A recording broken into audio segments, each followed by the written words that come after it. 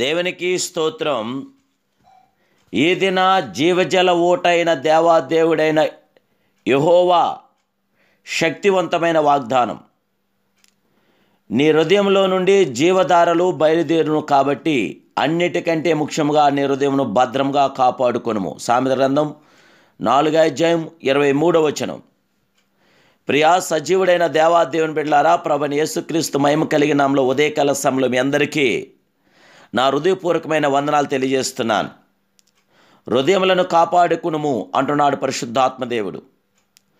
హృదయ జీవితంలో అద్భుతమైనటువంటి కార్యములు చేసే కార్యసాధకుడు. హృదయము ఒక విద్యుత్ కేంద్రం వలె ఉన్నది.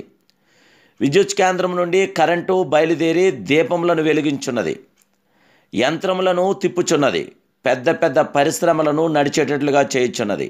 ఆ ప్రకారమే మానవ హృదయము మన అంతరంగ జీవితమునకు బలమైన కేంద్రము. అక్కడి నుండి ఆలోచనలు, తలంపులు బయలుదేరుచున్నవి. హృదయం యొక్క ఆజ్ఞానుసారముగా శరీరము సాగుతున్నది. ప్రభువైన దేవాదేవుని బిడ్డలారా, ప్రతి విషయాన్ని మీరు గ్రహించండి, గుర్తించండి.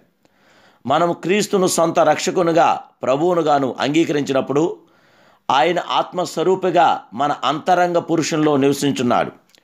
యేసుక్రీస్తు మీలో ఉన్నాడని ఎరుగుదురా అని అపోస్తులైన పౌలు ప్రశ్నించున్నాడు. దేవాదేవుని బిడ్డలారా, నేను నా తండ్రి యందును మీరు నా యందును నేను మీ యందును ఉన్నానని ఆ దినం మీరు ఎరుగుదురు.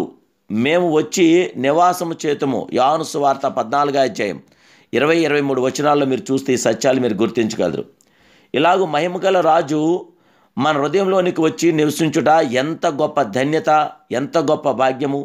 ప్రియ దేవాదేవుని బిడ్డలారా, ఆ రాజులకు రాజు, ప్రభులకు ప్రభు మన హృదయంలోనికి వచ్చి జీవించగలటం ఎంత ఉన్నతం. దేవుని బిడ్డలారా, మన హృదయము జ్ఞానము యొక్క కేంద్రముగానున్నది.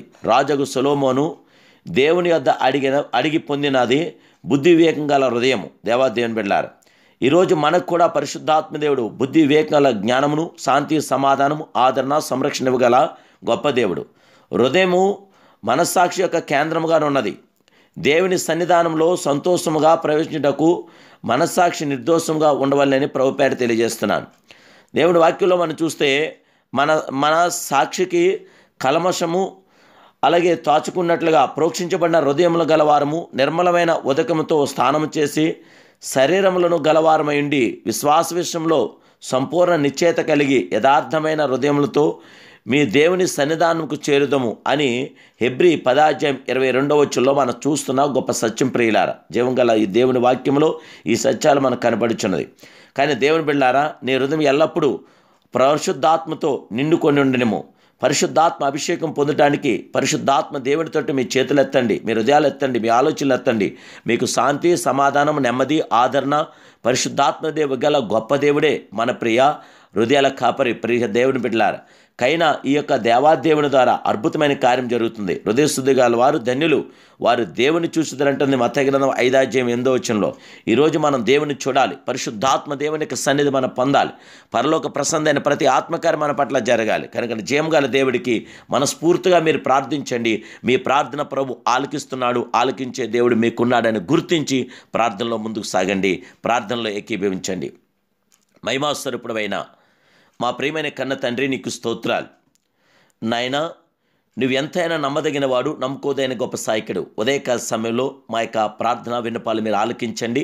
ప్రార్థనకి మీరు ప్రతిఫలం ఇస్తారని మీ తట్టు మా హృదయాలు ఇచ్చి మా చేతులెత్తి మేము ప్రార్థిస్తున్నాం స్వామి. ఇప్పుడే మీ పిల్లలైన మమ్మల్ని అందరినీ మీరు జ్ఞాపం చేసుకోండి. పరిశుద్ధాత్మని అభిషేకంతో మీ తేజస్తో మమ్మల్ని నింపి నాయన మా జీవితంలో ఈ దినమంతయు నీ పేరట మేము ముందుకు సాగటానికి నాయన ఈ వారమంతయు, ఈ నెలంతయు, ఈ సంవత్సరం అంతయు నీ అధికారంతో మమ్మల్ని నింపండి. ప్రభానికి స్తోత్రాలు. నీ నామానికి మహిమార్థమైన పిల్లలుగా మమ్మల్ని నడిపించండి. నీ సాక్షులుగా మమ్మల్ని నిలబెట్టండి.